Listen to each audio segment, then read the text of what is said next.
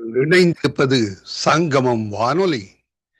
Destiny in Jesus Christ Tamil கிறிஸ்தவ வானொலி கனேடிய மண்ணிலிருந்து ஒலிபரப்பாகிறது. மார்க்கு 16:15, மத்தேயு 24:14 வசனத்தின்படி இயேசு சீசர்களை நோக்கி, நீங்கள் உலகெங்கும் போய் சர்வ சிருஷ்டிக்கும் சுவிசேஷத்தை பிரசங்கியுங்கள். ராஜ்யத்தினுடைய இந்த சுவிசேஷம் பூலோகமெங்கும் உள்ள சகல ஜாதிகளுக்கும் சாட்சியாக பிரசங்கப்படும். அப்பொழுது முடிவு வரும் என்ற வசனத்தின்படி ஆத்துமாக்களை பரலோகத்தில் சங்கமிக்கும் வானொலி சங்கமம். சங்கமம் சங்கமம்.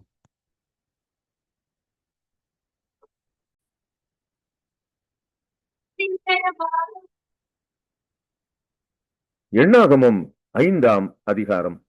கர்த்தர் மோசேயை நோக்கி, குஷ்டரோகிகள் யாவரையும், பிரமியம் உள்ளவர்கள் யாவரையும், சபத்தினால் தீட்டுப்பட்டவர்கள் யாவரையும் பாளையத்திலிருந்து விலக்கிவிட இஸ்ரவேல் புத்திரருக்கு கட்டளையிடு.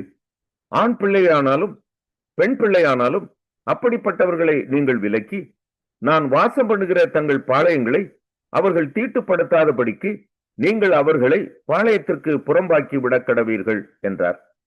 கர்த்தர் மோசேக்கு சொன்னபடியே இஸ்ரவேல் புத்திரர் செய்து அவர்களை பாளையத்துக்கு புறம்பாக்கி விட்டார்கள்.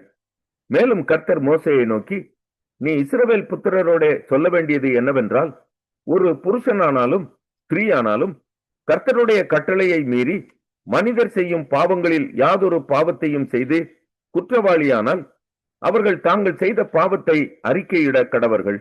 அப்படிப்பட்டவன் தான் செய்த குற்றத்தின் நிமித்தம் அபராதத்தின் முதலோட 1/5 அதிகமாய் கூட்டி தான் குற்றம் செய்தவனுக்கு செலுத்த கடவன். அதை கேட்டு வாங்குகிறதற்கு இனத்தான் ஒருவனும் இல்லாதிருந்தால், அப்பொழுது அவனுக்காக பாவ நிவர்த்தி செய்யும்படி ஆட்டுக்கடா செலுத்தப்படுவதும் அல்லாமல் கர்த்தருக்கு அந்த அபராதம் செலுத்தப்பட்டு அது ஆசாரியனை சேர வேண்டும். இஸ்ரவேல் புத்திரர் ஏறெடுத்து படைக்கும்படி ஆசாரியனிடத்தில் கொண்டு வருகிற எல்லா பரிசுத்தமான படைப்பும் அவனுடையதாயிருக்கும். ஒவ்வொருவரும் படைக்கும் பரிசுத்தமான வஸ்துக்கள் அவனுடையதாயிருக்கும். ஒருவன் ஆசாரியனுக்கு கொடுக்கிறது எதுவும் அவனுக்கே உரியது என்று சொல் என்றார்.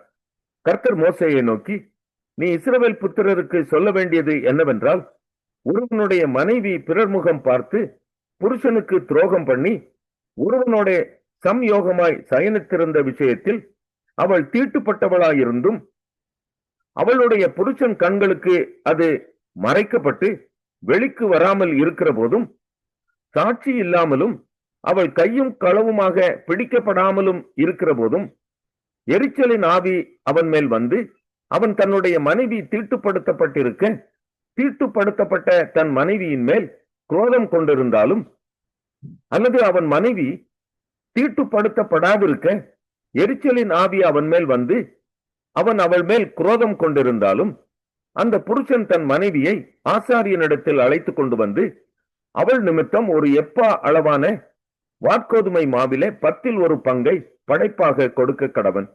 அது எரிச்சலின் காணிக்கையும் அக்கிரமத்தை நினைப்பூட்டும் காணிக்கையுமாய் இருப்பதினால் அதன் மேல் எண்ணெய் வார்க்காமலும் தூப வர்க்கம் போடாமலும் இருப்பானாக.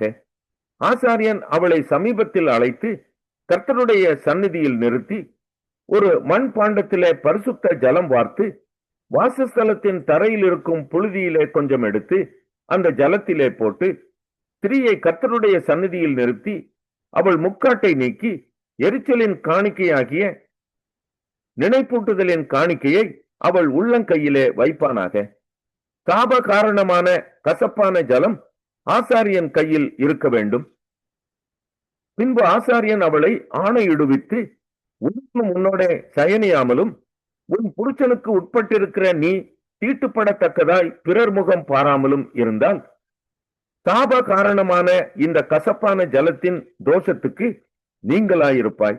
உன் புருஷனுக்கு உட்பட்டிருக்கிற நீ பிறர் முகம் பார்த்து உன் புருஷனோட அன்றி அந்நியனோட சம்யோகமாய் சயனித்து தீட்டுப்பட்டிருப்பாயானால், கர்த்தர் உன் இடுப்பு சூம்பவும் உன் வயிறு வீங்கவும் பண்ணி உன்னை உன் ஜனங்களுக்குள்ளே சாபமும் ஆணையிடும் குறியுமாக வைப்பாராக. சாப காரணமான இந்த ஜலம் உன் வயிறு வீங்கவும் இடுப்பு சூம்பவும் பண்ணும்படி உன் குடலுக்குள் பிரவேசிக்க கடவது என்கிற சாப வார்த்தையாலே ஸ்திரீயை ஆணையிடுவித்து சொல்வானாக. அதற்கு அந்த ஸ்திரீ ஆமேன் ஆமேன் என்று சொல்ல கடவள். பின்பு ஆசாரியன் இந்த சாப வார்த்தைகளை ஒரு சீட்டில் எழுதி அவைகளை கசப்பான ஜலத்தினால் கழுவி போட்டு சாப காரணமான அந்த கசப்பான ஜலத்தை அவள் குடிக்கும்படி பண்ணுவான். அப்பொழுது சாப காரணமான அந்த ஜலம் அவளுக்குள் இறங்கி கசப்பாகும். பின்பு ஆசாரியன் எரிச்சலின் காணிக்கையை அந்த ஸ்திரீயின் கையிலிருந்து வாங்கி அதை கர்த்தருடைய சந்நிதியில் அசைவாட்டி பீடத்தின் மேல் செலுத்தி ஞாபக குறியாக அதிலே ஒரு கைப்பிடி நிறைய எடுத்து பீடத்தின் மேல் தகனித்து பின்பு ஸ்திரீக்கு அந்த ஜலத்தை குடிக்கும்படி கொடுக்க கடவன். அந்த ஜலத்தை குடிக்க செய்த பின்பு சம்பவிப்பதாவது, அவள் தீட்டுப்பட்டு தன் புருஷனுக்கு துரோகம் பண்ணியிருந்தால் சாப காரணமான அந்த ஜலம் அவளுக்குள் பிரவேசித்து கசப்புண்டானதினால் அவள் வயிறு வீங்கி அவள் இடுப்பு சூம்பும். இப்படியே அந்த ஸ்திரீ தன் ஜனங்களுக்குள்ளே சாபமாக இருப்பாள். அந்த ஸ்திரீ தீட்டுப்படாமல் சுத்தமாயிருந்தால் அவள் அதற்கு நீங்களாகி கற்பம் தரிக்க தக்கவளாயிருப்பாள். ஒரு ஸ்திரீ தன் புருஷனோட அன்றி அந்நிய புருஷனோட சேர்ந்து தீட்டுப்பட்டதினால் உண்டான எரிச்சலுக்கும் புருஷன் மேல் எரிச்சலின் ஆவி வருகிறதினால் அவன் தன் மனைவியின் மேல் அடைந்த சமுசயத்துக்கும் அடுத்த பிரமாணம் இதுவே. அவன் கர்த்தருடைய சந்நிதியில் தன் மனைவியை நிறுத்துவானாக. ஆசாரியன் இந்த பிரமாணத்தின்படியெல்லாம் அவளுக்கு செய்ய கடவன். புருஷனானவன் அக்கிரமத்திற்கு நீங்களாயிருப்பான். அப்படிப்பட்ட ஸ்திரீயோ தன் அக்கிரம. நீதிமொழிகள் 2ஆம் அதிகாரம். என் மகனே, நீ உன் செவியை ஞானத்துக்கு சாய்த்து உன் இருதயத்தை புத்திக்கு அமைய பண்ணும் பொருட்டு நீ என் வார்த்தைகளை ஏற்றுக்கொண்டு என் கட்டளைகளை உன்னிடத்தில் பத்திரப்படுத்தி ஞானத்தை வாழ் என்று கூப்பிட்டு புத்தியை சத்தமிட்டு அழைத்து அதை வெள்ளியை போல் நாடி உதவிகளை தேடுகிறது போல் தேடுவாயாகில் அப்பொழுது கர்த்தருக்கு பயப்படுதல் என்னவென்று நீ உணர்ந்து தேவனை அறியும் அறிவை கண்டடைவாய். கர்த்தர் ஞானத்தை தருகிறார். அவர் வாய் நின்று அறிவும் புத்தியும் வரும். அவர் நீதிமன்றங்களுக்கென்று ஞானத்தை வைத்திருக்கிறார். உத்தமமாக நடக்கிறவர்களுக்கு அவர் கேடகமாயிருக்கிறார். அவர் நியாயத்தின் நெறிகளை தற்காத்து நம்முடைய பரிசுத்தவான்களின் பாதையை காப்பாற்றுகிறார். அப்பொழுது நீதியையும் நியாயத்தையும் நிதானத்தையும் சகல நல்வழிகளையும் அறிந்து கொள்வாய். ஞானம் உன் இருதயத்தில் பிரவேசித்து அறிவு உன் ஆத்மாவுக்கு இன்பமாக இருக்கும்போது நல் யோசனை உன்னை காப்பாற்றும், புத்தி உன்னை பாதுகாக்கும். அதனால் நீ துன்மார்க்கனுடைய வழிக்கும் மந்தப்படுத்துகிற மனுஷனுக்கும் அந்தகார வழிகளில் நடக்க நீதி நெறிகளை விட்டு தீமை செய்ய மகிழ்ந்து துன்மார்க்கனுடைய மாறுபாடுகளில் பழி கூறுகிறவர்களுக்கும் மாறுபடியான பாதைகளிலும் வழிகளிலும் நடக்கிறவர்களுக்கும் நீ தப்புவிக்கப்படுவாய். தன் இள வயதின் நாயகனை விட்டு தன் தேவனுடைய உடன்படிக்கையை மறந்து இச்சகமான வார்த்தைகளை பேசும் அந்நிய பெண்ணாகிய பரஸ்திரிக்கும் தப்புவிக்கப்படுவாள். அவளுடைய வீடு மரணத்துக்கும் அவளுடைய பாதைகள் மரித்தவரிடத்திற்கும் சாய்கிறது. அவளிடத்தில் பொருள்களில் ஒருவரும் திரும்புகிறதில்லை, ஜீவ பாதைகளில் வந்து சேருகிறதும் இல்லை. ஆதலால் நீ நல்லவர்களின் வழியிலே நடந்து நீதிமான்களின் பாதைகளை காத்துக் கொள்வாயாக. செவையானவர்கள் பூமியிலே வாசம் பண்ணுவார்கள், உத்தமர்கள் அதிலே தங்கி இருப்பார்கள். துன்மார்க்கரோ பூமியில் இருந்து அறுப்புண்டு போவார்கள், துரோகிகள் அதில். லூக்கா 14ஆம் அதிகாரம். இன்னும் அவர் தம்முடைய சீசர்களை நோக்கி, ஐஸ்வர்யவனாகிய ஒரு மனுஷனுக்கு ஒரு உக்கிரானக்காரன் இருந்தான். அவன் தன் எஜமானுடைய ஆஸ்திகளை அழித்து போடுகிறதாக எஜமானுக்கு அறிவிக்கப்பட்டது. அப்பொழுது எஜமான் அவனை வரவழைத்து, உன்னை குறித்து நான் இப்படி கேள்விப்படுகிறது என்ன? உன் உக்கிரான கணக்கை ஒப்புவி, இனி நீ உக்கிரானக்காரனாய் இருக்கக்கூடாது என்றான். அப்பொழுது உக்கிரானக்காரன், நான் என்ன செய்வேன்? என் எஜமான் உக்கிரான விசாரிப்பில் இருந்து என்னை தள்ளி போடுகிறானே. கொத்துகிறதற்கு எனக்கு பலனில்லை, இறக்கவும் வெட்கப்படுகிறேன். உக்கிரான விசாரிப்பை விட்டு நான் தள்ளப்படும் போது என்னை தங்கள் வீடுகளில் ஏற்றுக்கொள்வார் உண்டாகும்படி செய்ய வேண்டியது இன்னதென்று எனக்கு தெரிய வந்தது என்று தனக்குள்ளே சொல்லிக்கொண்டு தன் எஜமானிடத்தில் கடன்பட்டவர்களை ஒவ்வொருவனாக வரவழைத்து முதலாவது வந்தவனை நோக்கி, நீ என் எஜமானிடத்தில் பட்ட கடன் எவ்வளவு என்றான். அவன் 100 குடம் எண்ணெய் என்றான். அப்பொழுது உக்கிரானக்காரன் அவனை நோக்கி, நீ உன் சீட்டை வாங்கி உட்கார்ந்து 50 என்று சீக்கிரமாய் எழுது என்றான். பின்பு அவன் வேறொருவனை நோக்கி, நீ பட்ட கடன் எவ்வளவு என்றான். அவன் 100 கலம் கோதுமை என்றான். அப்பொழுது அவன், நீ உன் சீட்டை வாங்கி 80 என்று எழுது என்றான்.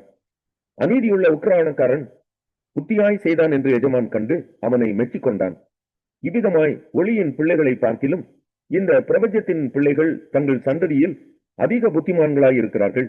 நான் உங்களுக்கு சொல்லுகிறேன், நீங்கள் மாளும் போது உங்களை நித்தியமான வீடுகளிலே ஏற்றுக்கொள்வார் உண்டாகும்படி அநீதியான உலகப் பொருளால் உங்களுக்கு சிநேகிதரை சம்பாதியுங்கள்.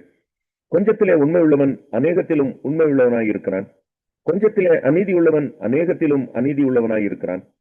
அநீதியான உலகப் பொருளை பற்றி நீங்கள் உண்மையாயிராவிட்டால் யார் உங்களை நம்பி உங்களிடத்தில் மெய்யான பொருளை ஒப்புவிப்பார்கள்? வேறொருவனுடைய காரியத்தில் நீங்கள் உண்மை உள்ளவர்களாய் இராவிட்டால் உங்களுக்கு யாதொன்றை சொந்தமாக கொடுப்பவர் யார்? எந்த ஊழியக்காரனும் 2 எஜமான்களுக்கு ஊழியம் செய்யக்கூடாது. ஒருவனை பகைத்து மற்றவனை சிநேகிப்பான், அல்லது ஒருவனை பற்றி கொண்டு மற்றவனை அசட்டை பண்ணுவான். தேவனுக்கும் உலகப் பொருளுக்கும் ஊழியம் செய்ய உங்களாலே கூடாது என்றார்.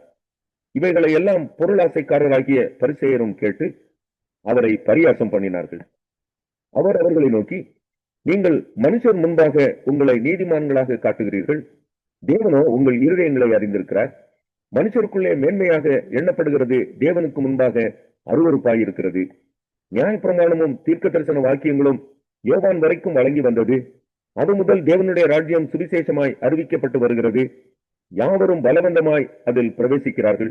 வேதத்தில் ஒரு எழுத்தின் உறுப்பு அவமாய் போவதை பார்க்கிலும் வானமும் பூமியும் ஒளிந்து போவது எளிதாயிருக்கும்.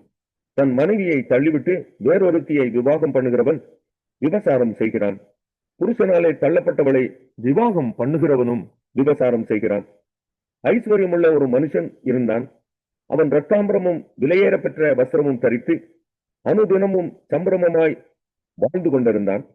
லாசரு என்னும் பெயர் கொண்ட ஒரு தரித்திரனும் இருந்தான்.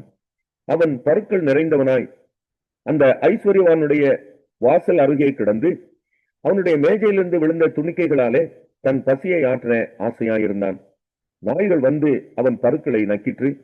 பின்பு அந்த தரித்திரன் மரித்து தேவதூதரால் ஆபிரகாமுடைய மடியிலே கொண்டு போய் விடப்பட்டான். ஐஸ்வர்யவானும் மரித்து அடக்கம் பண்ணப்பட்டான். பாதாளத்திலே அவன் வேதனைப்படுகிற போது தன் கண்களை ஏறெடுத்து தூரத்திலே ஆபிரகாமையும் அவன் மடியிலே லாசருவையும் கண்டான். அப்பொழுது அவன் தகப்பனாகிய ஆபிரகாமே, நீர் எனக்கு இறங்கி லாசரு தன் விரலின் நுனியை தண்ணீரில் தோய்த்து என் நாவை குளிர பண்ணும்படி அவனை அனுப்ப வேண்டும். இந்த அக்கினி ஜுவாலையில் வேதனைப்படுகிறேனே என்று கூப்பிட்டான். அதற்கு ஆபிரகாம், மகனே, நீ பூமியிலே உயிரோடு இருக்கும் காலத்தில் உன் நன்மைகளை அனுபவித்தாய். லாசருவும் அப்படியே தீமைகளை அனுபவித்தான். அதை நினைத்துக்கொள். இப்பொழுது அவன் தேற்றப்படுகிறான், நீயோ வேதனைப்படுகிறாய். அதுவும் அல்லாமல் இவ்விடத்திலிருந்து உங்களிடத்திற்கு கடந்து போகவும் அவ்விடத்திலிருந்து எங்களிடத்திற்கு கடந்து வரவும் மனதுள்ளவர்களுக்கு கூடாதபடிக்கு எங்களுக்கும் உங்களுக்கும் நடுவே பெரும் பிளப்பு உண்டாக்கப்பட்டிருக்கிறது என்றான். அப்பொழுது அவன், அப்படியானால் தகப்பனே, எனக்கு 5 பேர் சகோதரர் உண்டு. அவர்களும் வேதனையுள்ள இந்த இடத்துக்கு வராதபடி அவன் போய் அவர்களுக்கு சாட்சியாக அறிவிக்கும் பொருட்டு நீர் அவனை என் தகப்பன் வீட்டுக்கு அனுப்பும்படி உம்மை வேண்டிக் கொள்கிறேன் என்றான். ஆபிரகாம் அவனை நோக்கி, அவர்களுக்கு மோசேயும் தீர்க்கதரிசிகளும் உண்டு, அவர்களுக்கு அவர்கள் செவி கொடுக்கட்டும் என்றான். அதற்கு அவன், அப்படியல்ல தகப்பனாகிய ஆபிரகாமே, மரித்தோரிலிருந்து ஒருவன் அவர்களிடத்திற்கு போனால் மனம் திரும்புவார்கள் என்றான். அதற்கு அவன், அவர்கள் மோசேக்கும் தீர்க்கதரிசிகளுக்கும் செவி கொடாவிட்டால் மரித்தோரிலிருந்து ஒரு